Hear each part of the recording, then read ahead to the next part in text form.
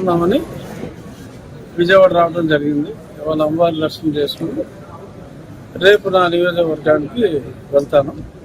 బహుశా 3-4 రోజుల్లో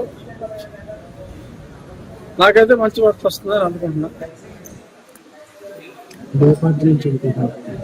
తెలీదు, ఏ పార్టీయో తెలియదు, ఎమ్మెల్యే ఎంపీయో తెలియదు, ఏమీ తెలియదు. అమ్మవారికి నివేదిద్దామని అనుకున్నాను. తెలుగుదేశం పార్టీ నుంచి నర్సాపురం ఎంపీ టికెట్ ఏమో, నేను మీ అందరిలోనే మీడియాలో చదువుతున్నా రకరకాల వార్తలు.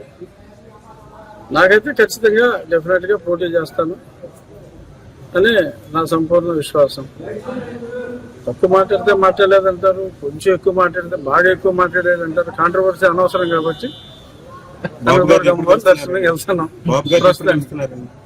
ఏమండి, బాబు గారిని ఎప్పుడు కలుస్తున్నారు? కలుస్తూనే ఉంటాం. దానికి మళ్ళీ ఇప్పుడు అప్పుడేమని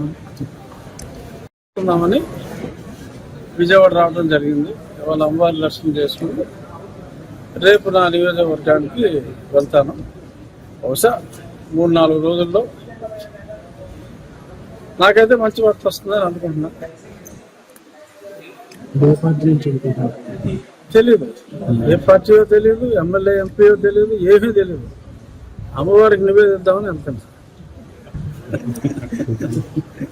తెలుగుదేశం పార్టీ నుంచి నర్సాపురం ఎంపీ టికెట్ ఏమో, నేను మీ అందరిలోనే మీడియాలో చదువుతున్నా రకరకాల వార్తలు.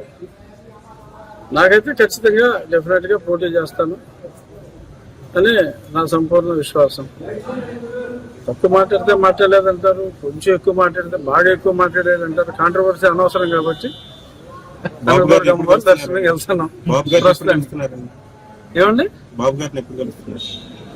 కలుస్తూనే ఉంటాం. దానికి మళ్ళీ ఇప్పుడు అప్పుడేమో